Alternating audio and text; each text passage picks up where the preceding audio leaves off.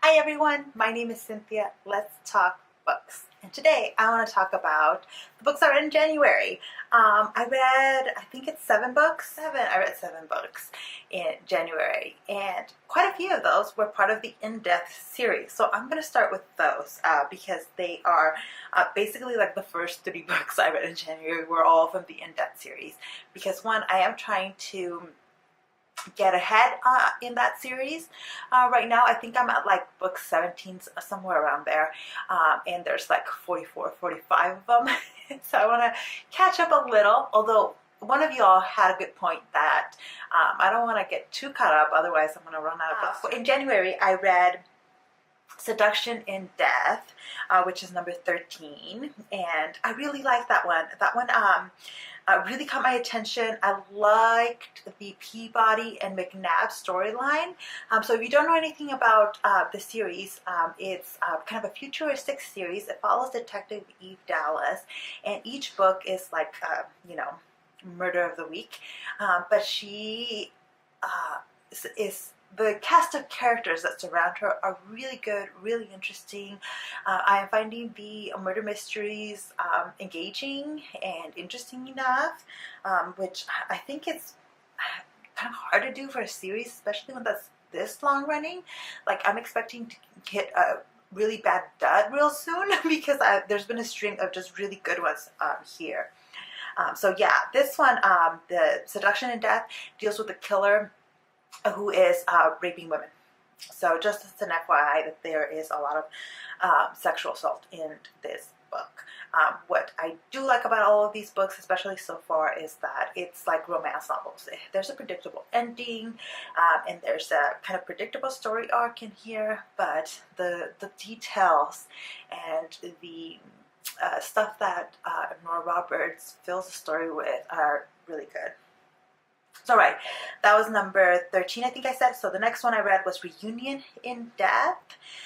This was another one that I really liked, except for the Rourke part. So in the story, Eve Dallas, it's a little bit of a spoiler, but she is married to one of the richest men in the universe. And he can sometimes be such a jerk, and I really hate it sometimes because she comes from like not having she experienced sexual assault as a child, and she never knew her mother, and so she comes from a background of like not having family, and a lot of times she beats herself up over like not knowing how to be a wife and how to be like motherly, and I feel like a lot of it is she's beating herself up too much sometimes, and it can get annoying when like other people, especially her husband, try to like teach her or correct her or like do that kind of stuff. Anywho, the last one I read was Purity in Death. And this was a really nice like murder mystery as well. It had plot development with our story. What I'm seeing more and more of in this series is also Dallas and Rourke working more and more together in ways that should be highly illegal. But he's extremely rich, so I guess he can get away with it. But yeah, I'm really enjoying this series. After binge reading 3 of those all back to back, I kind of took a break from the in-depth series, but I will probably be picking it back up in February. Alright, the next book that I read was one that I've been meaning to read for quite a while. Is The Gentleman's Guide to Vice and Virtue by Mackenzi Lee. And this is something that I've seen a lot on BookTube, but I also have a friend who is, she got her PhD in English and now works in like publishing. And she was raving about this book and how excited she was for the second in the series. So she tipped me over the edge, got me to go pick it up, and then I read it in January, and it's a super fast read. It is a big book when you physically looking at it. It's got over 500 pages. You get close to it over here. You get 497, I think is where the story ends. So it follows these 2 siblings and their friend as they are going to go on like holiday in Europe, right? They're set in the 19th century, and they're going to go have their last hurrah before everybody has to go do what is expected of them. So Uh, Henry Montague is our main character, and he's the typical like rich boy who has had everything given to him and kind of doesn't know how privileged he is. His sister, which I believe her story we follow in the second book, is we don't get a whole lot of her in here, but she is like about to be sent to a boarding school, and what really she wants to do is study medicine, especially.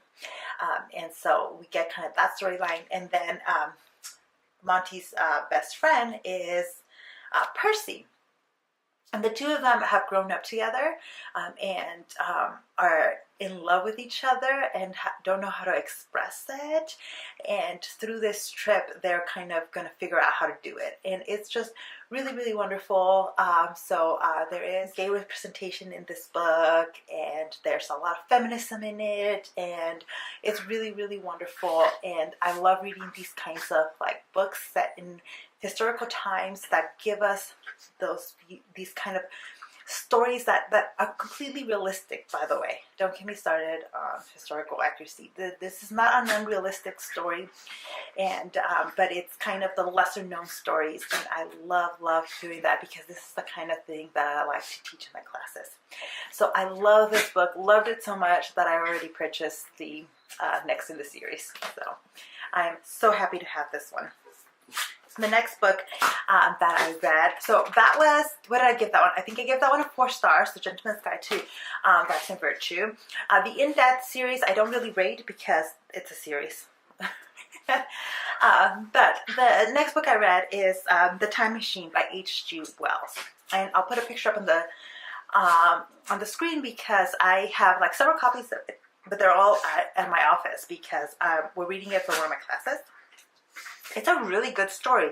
I'm giving it 4.5 stars. It's a really short book, really easy to get through, highly recommended. If you're interested in sci-fi, this is a really good one, maybe not to start with, but a good one to read because it's short and it kind of is foundational in the way a lot of sci-fi kind of treat time travel.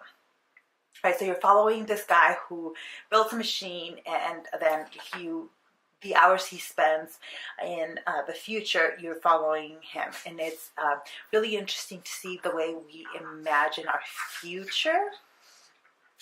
What I always pay attention to is kind of the way sometimes authors imagine them as very bleak futures or very positive, more uplifting futures.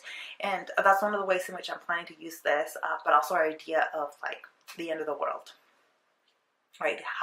What is our planet, our world, our humanity going to look like at the very, very end when everything disappears? So I love those themes, and you definitely have all of that in The Time Machine. The next book that I read was The Probable Future by Alice HOffman. This is the first Alice HOffman book that I've ever read, and it was probably, well, I don't know. I think it was not the right one to start with, because if this is what her style of storytelling is, then I probably will not like it. I did not like this book. I am giving it a 2 stars because I did finish it, but I think that if this hadn't been the pick for my book club, I'm not 100% sure that I would have finished it.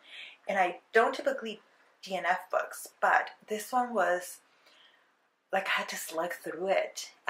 There was a lot of like nothing happening. And I don't mind slow books. I don't like books that focus on character development. But lately I've been in need of more plot, and there's not a ton of plot here.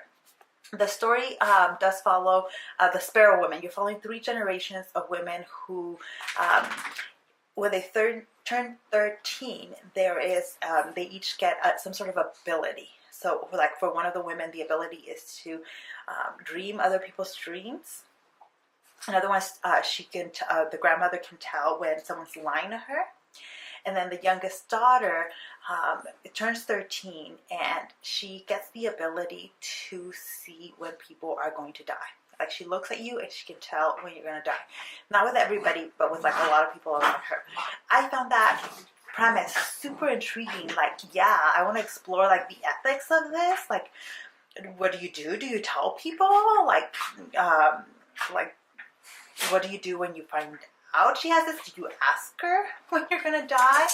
I found that super intriguing. And then at the beginning of the story, or the way the premise is set up, is that she tells her dad, they're at dinner, that there's a lady sitting over there who is going to get killed, and please go tell the police.